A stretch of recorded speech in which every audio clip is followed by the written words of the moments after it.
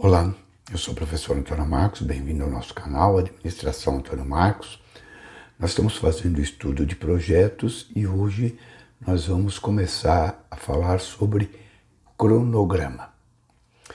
Você aprecia os conteúdos do nosso canal e ainda não está inscrito? Aproveite, se inscreva, divulgue o link para todos os seus contatos e não se esqueça, interaja com o vídeo, deixe seus comentários, deixe seu feedback, deixe seu joinha, positivo ou negativo, se por acaso não gostar do conteúdo. Vamos então começar a falar sobre cronograma.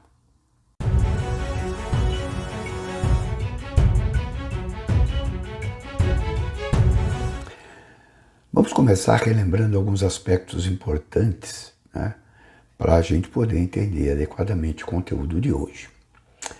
Primeiro, que são 3 questões básicas que definem um projeto. Então, o projeto ele é definido por 3 questões básicas. O primeiro é qual o produto que será entregue. O que será entregue ao final do projeto? Qual o resultado que se espera do projeto? Qual o escopo do projeto? O segundo, quando será fornecido? Quanto tempo irá demorar para que eu chegue ao produto do projeto, ao escopo do projeto, que eu conclua o projeto, que é o cronograma, que é o assunto de hoje, que nós vamos começar a falar hoje. Em terceiro lugar, quanto vai custar esse projeto? Quanto vai custar para gerar ao final desse tempo, que o cronograma vai definir, entregar esse produto, esse escopo, que é o orçamento. Um outro assunto que nós vamos ver mais à frente. Então, projetos são sistemas ou sequências de atividades bem definidas, bem delimitadas, com começo, meio e fim. E essas atividades vão compor o cronograma.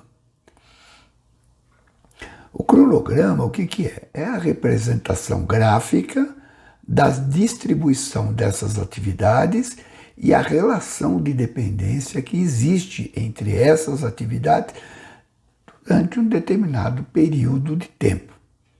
Então, isso que é o cronograma e é isso que nós vamos procurar entender, começar a entender hoje. Quais são as premissas,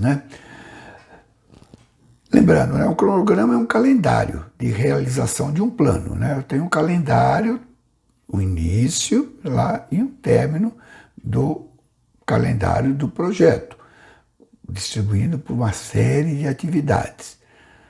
O plano deve definir a data de início e atender a data exigida para seu término. Normalmente, na grande maioria das vezes, o prazo para encerrar o projeto é definido a priori pelo cliente, pelo diretor da empresa, por aquele que está solicitando o desenvolvimento daquele projeto. Ele tem uma data para ser encerrado. E o plano, então, vai definir o início e procurar atender a essa data de término, que é a exigência do projeto. Para isso, todas as atividades a serem realizadas devem estar definidas. E isso nós já vimos, Essa definição das atividades, tem até uma fichinha que nós sugerimos de atividade, vão compor a estrutura analítica do projeto, a EAP. E essa EAP deve estar concluída também. Então tem que ter todas as atividades definidas, descritas, a EAP já definida, a matriz de responsabilidade, a quem está atribuída o desenvolvimento daquela atividade ou que grupo de pessoas irá realizar cada atividade, a tabela de precedência que vai mostrar as dependências, as relações de dependência entre as atividades, e eu já tenho que ter montado o diagrama de rede. Então eu já montei o meu diagrama de rede. A partir daí, do diagrama de rede elaborado, tabela de precedência, matriz de responsabilidade, a EAP, tudo pronto, eu posso então montar o cronograma. Nós temos dois tipos principais de cronograma, né? O primeiro tipo de cronograma é a representação gráfica na forma de gráfico de marcos, ou milestone chart, que é este que nós estamos vendo, né, aqui. Então, cronograma ou gráfico de marcos, que é um milestone chart. Então, eu tenho ali, né, os marcos em que cada atividade está sendo concluída.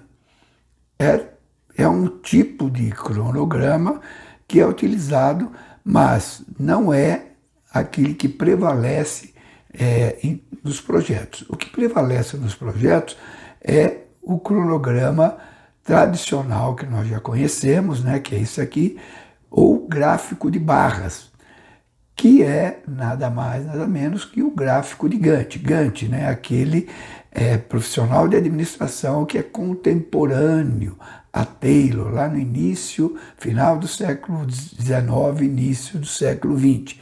Então, esse é o gráfico de Gantt, o famoso gráfico de Gantt, que é o cronograma, o gráfico de barras.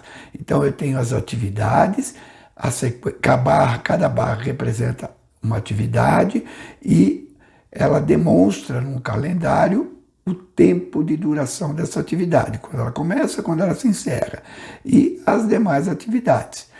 O gráfico de Gantt também vai mostrar as dependências que estão lá verificadas, que estão lá identificadas na tabela de precedência e no diagrama de rede, seja o diagrama de atividade, seja o diagrama de setas, tanto faz. Tá? Nós vamos, no próximo vídeo, nós vamos ver como que a gente começa a montar, né, o cronograma. Então esse é o assunto do nosso próximo vídeo. Espero que vocês tenham gostado. Se tiver alguma dúvida, deixe suas dúvidas, deixe seus comentários, deixe seu feedback, positivo ou negativo. Veja aqui, né, a bibliografia na qual nós nos embasamos para esse conteúdo. Veja também a frase que nós escolhemos para ilustrar o conteúdo de hoje. Muito obrigado e até o nosso próximo vídeo.